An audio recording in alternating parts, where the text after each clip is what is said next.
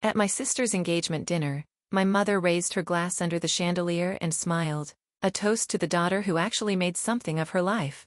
The guests clapped, my sister laughed, then my mother turned to me and to the one who didn't. "You're a failure, Mila.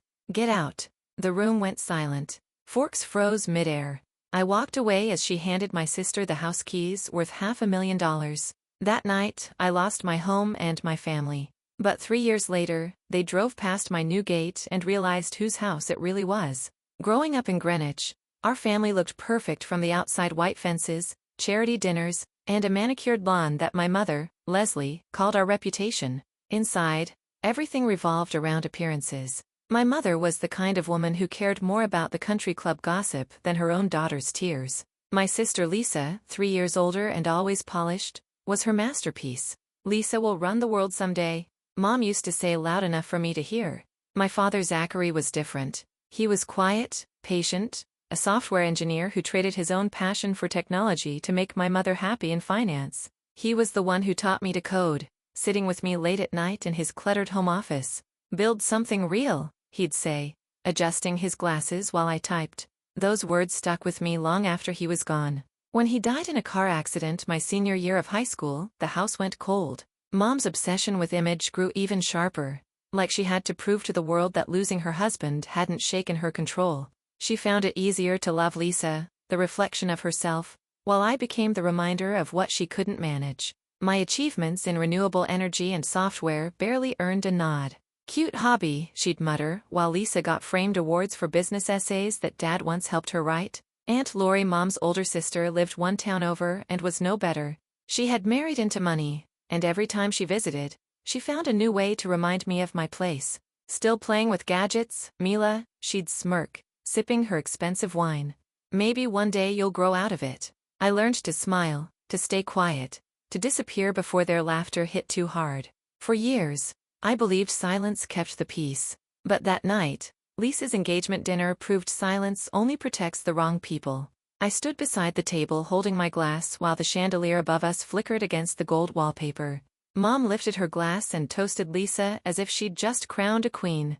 Then she turned to me and ended the sentence that would change everything into the one who didn't. When the laughter died, I walked out without a word. My mother handed Lisa the keys to the family home, the same place where Dad once showed me how to build my first solar tracking app. Watching her slip those keys into her purse was like watching them bury my father's belief in me all over again.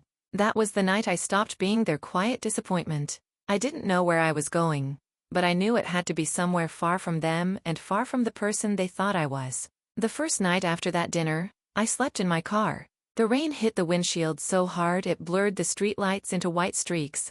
I remember gripping the steering wheel and whispering, "Don't cry." Crying felt like something my mother would expect. By morning, I drove to Brooklyn and signed a lease for the cheapest studio I could find.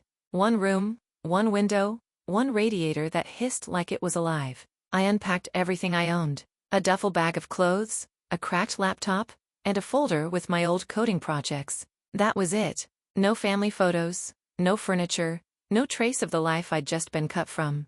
For weeks, I lived on instant noodles and freelance work, small website gigs that barely covered my bills. Every night, I'd scroll through photos of Lisa's engagement party splashed across social media. She looked radiant. My mother stood beside her, champagne in hand, the caption reading, "Proud Mom Moment." I didn't comment, I didn't post, I just worked. One afternoon, while writing code in a crowded coffee shop, I overheard two investors talking about a city grant for sustainable tech startups. Something clicked.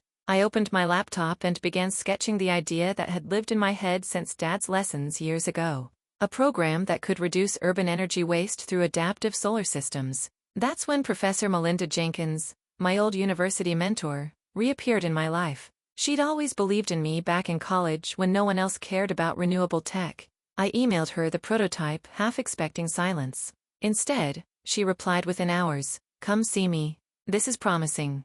Her small lab at NYU became my second home. She introduced me to Misty Ramirez, a sharp engineer with quick hands and quicker ideas. Misty understood me in a way few people ever did. Driven, stubborn, quietly angry at being underestimated. We spent nights debugging running simulations, sleeping under our desks between tests. "You know," Misty said, "once you code like you're fighting someone, Maybe I am, I told her. The program Green Tech Solutions began to take shape. We built models that tracked sunlight angles across city grids and adjusted energy flow automatically.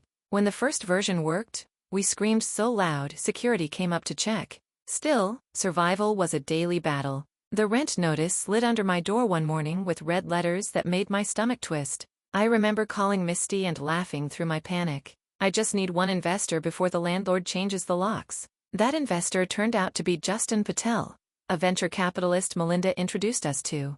He wore sneakers with his suit and spoke fast, like his mind was 2 steps ahead of his words. After seeing our demo, he said, "You're solving something that actually matters. Let's make it real." His fund gave us $75,000. Barely enough to breathe, but enough to start.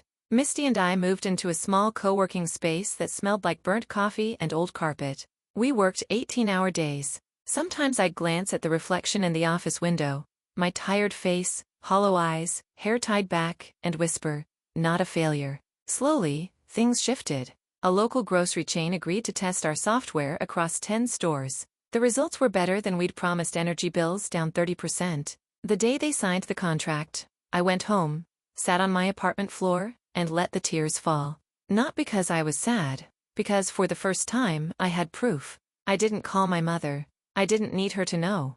Not yet. But deep down, a small voice whispered that she would find out eventually. And when she did, I wanted her to see it not in headlines, not in gossip, but with her own eyes. The months that followed were a blur of code contracts and caffeine. Misty and I worked until dawn most nights, half living on takeout and stubbornness. Green Tech Solutions was still small, just 2 women in a room full of tangled wires. But it was alive. Every client review, every new email inquiry felt like oxygen. Still, the old voices in my head followed me everywhere. My mother's cute hobby, Mila. My aunt's, "You'll grow out of it." And Lisa's, the one that hurt most, "You're just jealous." Those echoes became my fuel. Every time exhaustion threatened to crush me, I'd hear them again and keep typing. We hit roadblocks, of course. Our first big contract almost collapsed when a major retailer delayed payments and the rent on our co-working space nearly doubled overnight. Misty panicked. I didn't. I'd already lost everything once money didn't scare me anymore. What scared me was going back to who I was before: silent, apologetic, invisible. One night, I stayed late alone, finishing code updates for a system audit. Outside the city hummed the low buzz of traffic, the rhythm of a world that didn't care whether I made it or not. I remember looking at the screen's reflection in the window and whispering, "Dad, I'm still building something real." That week, we landed a feature in a sustainability blog. It wasn't huge, but it caught the attention of a local tech reporter who wanted to visit our setup. When the article came out, it opened doors. Small businesses started calling. I hired 2 interns. We moved into a modest office with sunlight and a decent coffee machine. The milestones came faster after that. Partnerships grants new cities testing our product. Our names started appearing in newsletters that once ignored me. And yet I kept quiet. I didn't update family. I didn't post online. Success felt sacred, fragile, like a flame that would vanish if I bragged. Misty kept teasing me. "You know, your mom's probably pretending she discovered you." I'd smile. Let her. I don't need her story anymore. Then came the moment everything shifted. The grocery chain's national board invited us to present Green Tech at their headquarters. The room was full of executives in suits, each holding tablets with our data displayed. I walked in wearing the same minimalist white blouse I'd worn to Lisa's engagement dinner. It felt symbolic, like rewriting that night on my own terms. When I finished the presentation, the room erupted in applause. The contract we signed that day meant full financial independence. No more rent panic, no more skipping meals. That evening, I bought a small modern house in Greenwich, a quiet cul-de-sac glass wall, solar panels running entirely on my software. My name was the only one on the deed. As I stood in the empty living room, sunlight pouring through the glass, I thought of that night 3 years ago. My mother's voice, Lisa's laughter, the keys glinting in my sister's hand. I had no plans to return the favor. My silence would do it for me. 3 years later, success didn't feel like fireworks. It felt like quiet mornings. I'd wake before sunrise, brew coffee in my spotless kitchen, and watch the light crawl across the solar panels on my roof. My house hummed with the low, steady rhythm of my own software optimizing every watt. It wasn't just shelter, it was proof. Green Tech Solutions had grown beyond anything I imagined. We'd secured major contracts across New York and New Jersey, expanded our team to 20 engineers, and were negotiating with city officials for large-scale implementation. Our clients saved millions. My face appeared in a few interviews, but I still kept my voice measured calm. People called me visionary. I called it survival. That October morning started like any other. The air was crisp sunlight cutting through red gold leaves. I was on a call with Misty about a new energy audit when my phone buzzed again and again. Unknown number. Same area code as my mother's. I ignored it. When it rang a fourth time, I sighed and stepped outside. Through the glass gate, a black SUV slowed on the street, engine purring. It wasn't until the window rolled down that I saw her, Lisa. Perfect hair, perfect nails, perfect panic. Her eyes darted between me and the house like she couldn't make sense of it. I didn't move. She froze, staring at the discreet Green Tech Solutions plaque beside the driveway, the one with my name under it. Her hand shot to her phone. I could read her lips before I heard her voice. Mom, this house is worth a fortune. Wait, this logo. It's hers. Mom, it's Mayla's. My sister's. Her voice cracked into a half scream. Then she drove off, tires squealing down the street. Inside, I stood still for a long time, the coffee cooling in my hands. I'd always imagined the day they found out. I thought maybe I'd feel triumph, vindication, something burning and loud. But what came instead was quiet relief, like finally setting down a weight I'd carried too long. An hour later, the intercom buzzed. A familiar voice followed. Mila, it's Mom. I almost didn't answer, but curiosity, cruel and calm, made me press the button. She stood there in her tailored coat, makeup, two heavy hair sprayed into place like she'd rehearsed this visit in a mirror. Time had carved new lines around her mouth, but her eyes were the same, calculating for a soft second. When I opened the door, her perfume hit me before her words did. Mila, she said quietly, you've done well. I didn't reply.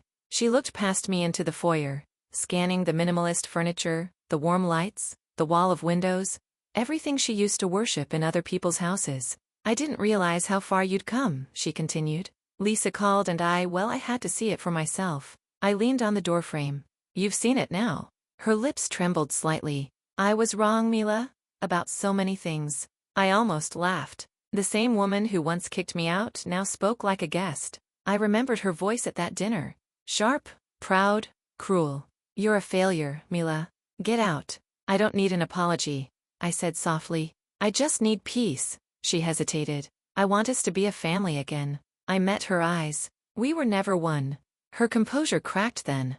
For the first time she looked small, like a woman stripped of her audience. You've changed, she whispered. I smiled faintly. No, I just stopped asking for permission. We stood there in silence, the kind that makes people face themselves. I saw her glance around again, desperate to find something to hold on to, some reason to still feel superior, but all she saw was what she'd thrown away. Finally, she turned toward the door. If you ever want to talk, I'll let you know, I said, closing it gently behind her. The sound of the latch echoed through the house like punctuation. I walked back to my office where the sunlight spilled across the desk and glinted off a photo I kept beside my laptop. Dad and me laughing over tangled wires and coffee cups. His handwriting still marked the back, build something real. I smiled, whispering, I did. That night, my phone buzzed again. Pamela, my old college friend. You won't believe this, she said between laughs. Your mom's name is all over that Greenwich Facebook group. People are saying she threw you out and gave your sister the house. Now they found out you built your own company here. She's mortified. I said nothing, just listened as Pamela read a few posts aloud. Leslie Moore's daughter owns that smart house on Elmwood. Karma's poetic, isn't it? Pamela chuckled. You should see the comments. Everyone's on your side. I leaned back in my chair, the quiet hum of the house surrounding me. I don't need sides, I said. Just silence. But silence, it turned out, wasn't what they got. 2 weeks later, Lisa's husband filed for divorce. Word spread fast. Her investments, luxury condos she'd flipped for quick profit, had tanked. She'd sold her Manhattan apartment, moved back with Mom, and stopped showing up at the club. Pamela called again. Your sister's not doing great. Mom, too. No one invites them anywhere anymore. I thought of that engagement dinner, the laughter, the applause that filled the air when they gave her my father's house. Every guest who cheered back then now whispered behind their backs. I didn't gloat. I didn't post. I didn't call. I just kept working. Green tech was expanding into new states. Our software integrating with smart grids across the Northeast. Misty ran operations now. Justin handled investors. My days were long but peaceful. Nights were quiet, filled with the soft rhythm of the solar system shifting to night mode. Sometimes when I stood on the rooftop, I could see the faint glow of the old neighborhood lights. My mother's street. The house that used to be ours. It felt distant now, almost fictional. I remembered that night again. Her toast, her voice, the weight of the humiliation. For years, I thought revenge would be fire and fury. Turns out it was sunlight and stillness. The next morning, a letter arrived. No return address. The handwriting hers. I opened it slowly. Mila, it began. I see now what I destroyed. I wanted to shape you into someone the world respected. I didn't realize you already were. I'm sorry, Mom. The paper trembled in my hand. I folded it neatly, walked to the kitchen, and slid it into the flame of the gas stove. The edges curled black, then vanished. I watched the smoke drift upward and whispered, apology accepted just to not delivered. Outside the house's automated blinds adjusted with the sun. Light flooded the room again, warm and forgiving. For the first time in years, I felt free not from them, but from needing them. Word travels fast in towns like Greenwich. Within a month, my mother's name once whispered with admiration became gossip. The same women who clinky-tooked glasses with her at galas now turned their heads at the country club. Someone leaked the story about the engagement dinner, how she'd thrown me out and gifted the family house to my sister. She called her daughter a failure. One post read, "Now look who's begging for forgiveness." Pamela sent me screenshots laughing softly. She's become a cautionary tale.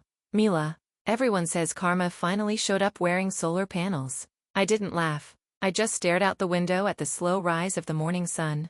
My reflection merging with the house that ran entirely on my code. Lisa's life unraveled, too. Her marriage collapsed after her husband discovered the debts she'd hidden. She sold her jewelry, then her car, then the condo Mom helped her buy. The sister, who once smirked across the table, now avoided public places altogether. One evening, I found a small envelope slipped under my door. Inside was a single line written in my mother's handwriting. I lost everything trying to keep appearances. You built everything by being real. No signature, no address, just the truth. I folded the note, set it on my desk, and turned off the lights. The house adjusted itself for night mode, humming softly around me. Silence, justice, peace. I stood on the rooftop as the last light faded, the panels tilting toward the sunset. The city hummed below, but up here, it was quiet. I'd rebuilt everything they tore down, and I did it without revenge, just resolve. Sometimes silence speaks louder than shouting. If you've ever had to walk away to find peace, you'll understand.